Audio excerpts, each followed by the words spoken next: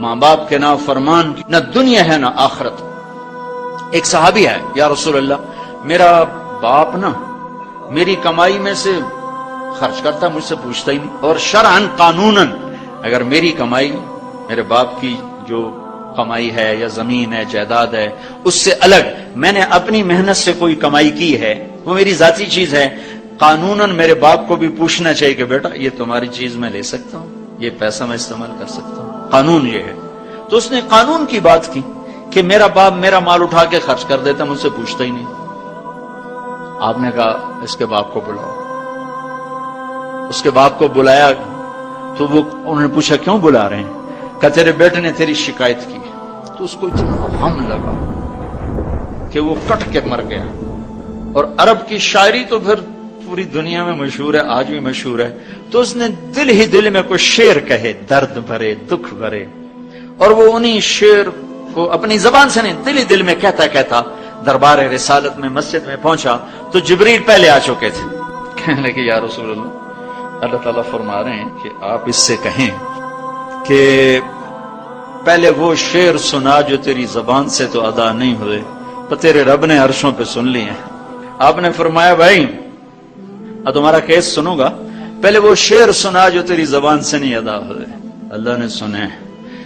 کہنے لگا یا رسول اللہ میں گواہی دیتا ہوں آپ سچے رسول ہیں، آپ کا رب بڑا طاقتور رب ہے، آپ کے رب کی قسم زبان سے ایک لفظ نہیں نکلا، دکھ بھری فریاد تھی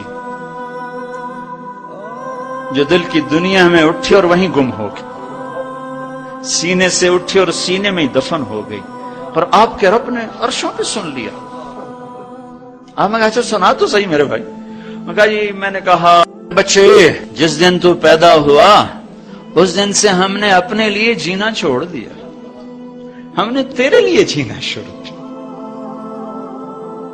گرمی سے لڑے، سردی سے لڑے، موسموں سے لڑے، حالات کے آہنی پنجوں سے رزق نکالا، جبڑوں سے رزق نکالا، جوانی کو قربان کیا، صحت کو قربان کیا، اپنے جذبات کو سلا دیا، تیرے چہرے کی ایک مسکراہٹ دیکھنے کے لیے ساری ساری رات کام کیا، سارا سارا دن کام کیا، کبھی دھوپ میں کبھی سردی میں، کبھی گرمی سے لڑا کبھی سردی سے لڑا، کبھی موسم سے لڑا کبھی بھوک سے لڑا، تجھے کھلایا خود بھوکا رہا، تجھے پلایا خود پیاسا رہا، تجھے چھاؤں میں لٹایا خود دھوپ میں بیٹھا، تجھے سکھ پہنچایا خود دکھ جھیلا۔ میری تو زندگی پھر تیرے لیے ہوگی، میں نے اپنے لیے جینا چھوڑ دیا۔ جب کبھی تو بیمار ہوا تو ساری رات میں اور تیری ماں تیرے سرانے بیٹھ کے دھڑ دھڑ دل دھڑک رہے ہوتے تھے، کہیں مر نہ جائے، کچھ ہو نہ جائے۔ ہسپتال پہنچے، ڈاکٹر کو بلاؤ، ٹیکسی بلاؤ، گاڑی بلاؤ، رکشہ بلاؤ، جلدی سے ہسپتال پہنچاؤ۔ اسی خوفناک خیالات میں ہم روتے تھے، پگھلتے تھے، ٹوٹتے تھے، بکھرتے گئے چلے گئے خشک پتے کی طرح، اور تیرے چہرے کی ایک مسکراہٹ کے لیے ساری مسکراہٹیں بھول گئے، تجھے صحت مند دیکھنے کے لیے اپنی صحت کے سودے کر دیے۔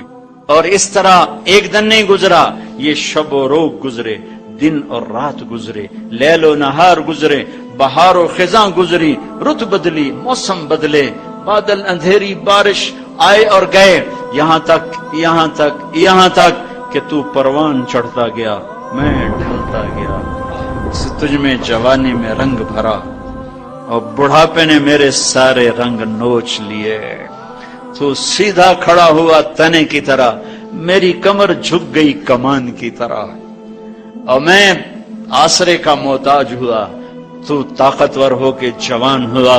پھر مجھے خیال آیا کہ میں اس کی انگلی پکڑ کے چلا، گود بٹھا کے چلا، کندھے بٹھا کے چلا، ہاتھ بٹھا کے چلا، اس کے لیے در در کی ٹھوکریں کھائیں۔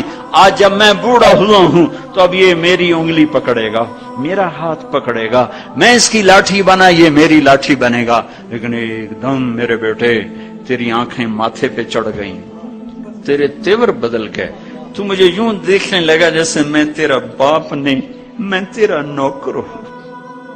تو میں نے اپنی زندگی کو جھٹلا دیا اور میں نے کہا میں خواب دیکھ رہا تھا کہ میں باپ ہوں۔ نہیں میں باپ نہیں، میں نوکر ہی ہوں۔ میں پڑوسی ہوں. تو اچھا میرے دوست، اگر میں پڑوسی ہوں تو پڑوسی کو بھی تو لوگ پوچھ ہی لیتے ہیں. کبھی مجھے پوچھ ہی لیتا کہ بھائی کسی چیز کی ضرورت تو نہیں، کچھ چاہیے تو نہیں. یہ اتنے درد بھرے اشعار ہیں کہ میرے تو اتنی فصاحت نہیں کہ میں اس کا ترجمہ کر سکتا، لیکن یہ وہ اشعار تھے کہ میرے نبی زار و قطار روتے اور آپ ٹوٹ پڑے اور آپ کی داڑھی آنسوں سے تر ہو گئی اور آپ نے اس کو گریبان سے پکڑا اور یوں جھٹکا دے کر اٹھ جا، دفع ہو جا. انت و مالک لابیک، تو باپ کے خلاف مقدمے کرتا ہے، نکل جا، تو اور تیرا سب کچھ تیرے باپ کا ہے. یہ صرف روزے شب قدر سے متعلق نہیں ہے کہ ماں باپ کا نافرمان ہے تو اس کی شب قدر برباد ہو گئی.